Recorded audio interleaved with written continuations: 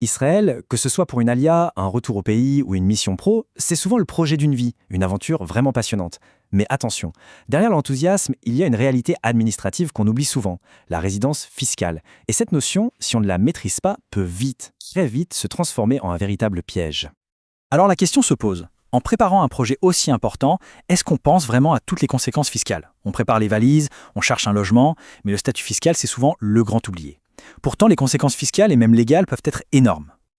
Alors pourquoi est-ce que j'utilise ce mot un peu fort, de piège? Eh bien parce que la résidence fiscale en Israël, ce n'est pas juste une case à cocher sur un formulaire. Non, c'est une évaluation qui est super complexe et qui, si elle est mal anticipée, peut mener à des sanctions vraiment très très lourdes. Voyons un peu comment ça fonctionne. En fait, la loi israélienne utilise deux grands tests pour savoir si on est résident fiscal. Le premier, c'est le test quantitatif. Ça, c'est facile, c'est des maths. On compte le nombre de jours passés dans le pays. Simple. Mais là où ça se corse, là où se trouve le vrai danger, c'est avec le second test, le test qualitatif. Celui-là, il est complètement subjectif. Il cherche à définir où se trouve le centre des intérêts vitaux d'une personne. Et c'est là que tout devient beaucoup plus flou et délicat. Et ce qui est assez fou, c'est de voir à quel point l'analyse peut être intime. Le fisc va regarder absolument tout. Où vit la famille, le conjoint, les enfants. Où se trouve la résidence principale, bien sûr, mais aussi tous les liens économiques, que ce soit l'employeur, les clients, les investissements, et même les affiliations sociales, culturelles, le paiement des cotisations Bitualoumi. Bref, chaque détail de la vie compte pour eux. Et là, attention, on arrive au risque ultime. Si l'administration fiscale israélienne décide qu'une personne est résidente fiscale, mais que cette personne n'a pas déclaré ses revenus du monde entier, eh bien la situation peut basculer de manière dramatique. On ne parle plus d'un simple redressement, non. On parle d'une potentielle requalification en fraude fiscale. Et la fraude fiscale, c'est une infraction pénale. Les enjeux ne sont donc plus du tout les mêmes. Bon, face à cette incertitude, face à ces risques qui font un peu froid dans le dos, est-ce qu'il y a une solution? Est-ce qu'on peut se protéger? Heureusement, la réponse est oui.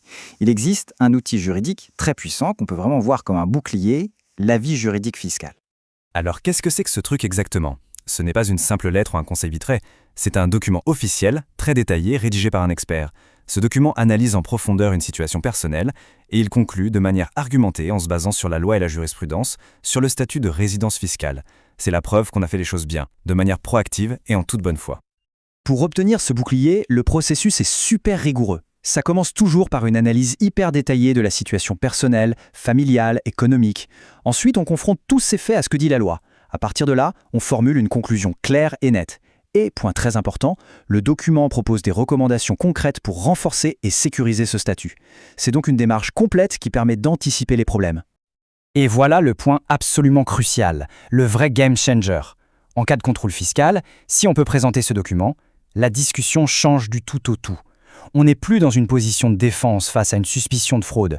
Non, la conversation devient un débat technique, une discussion d'experts sur l'interprétation des faits. C'est un terrain de jeu beaucoup plus sûr et bien moins anxiogène. Ok, ça protège, c'est bien. Mais au-delà de cette protection juridique, quels sont les avantages concrets? Dans la vie de tous les jours, ça apporte quoi ce bouclier?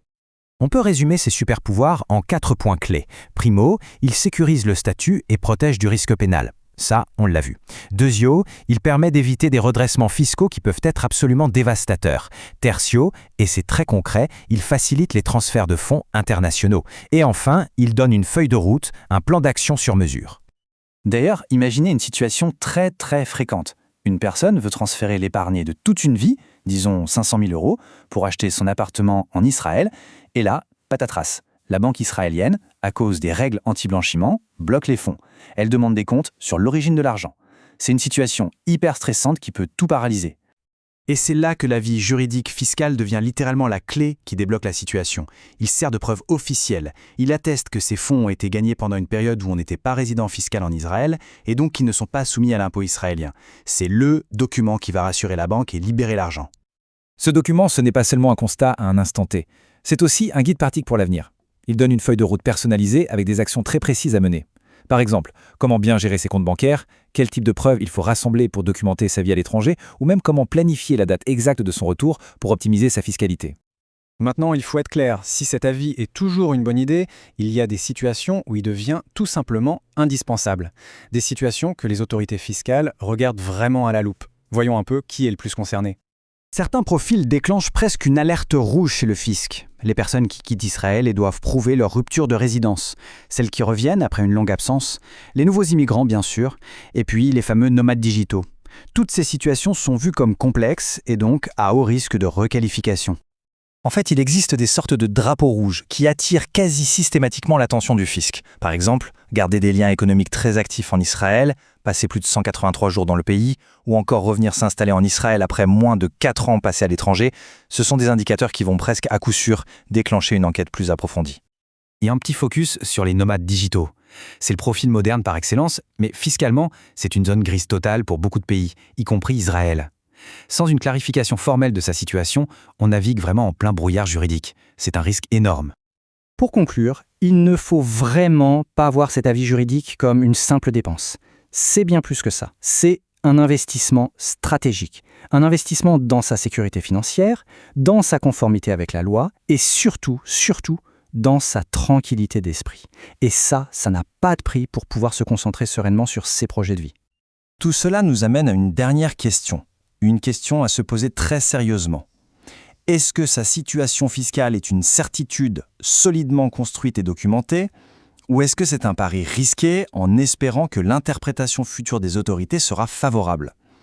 La réponse à cette question pourrait bien définir tout un avenir financier.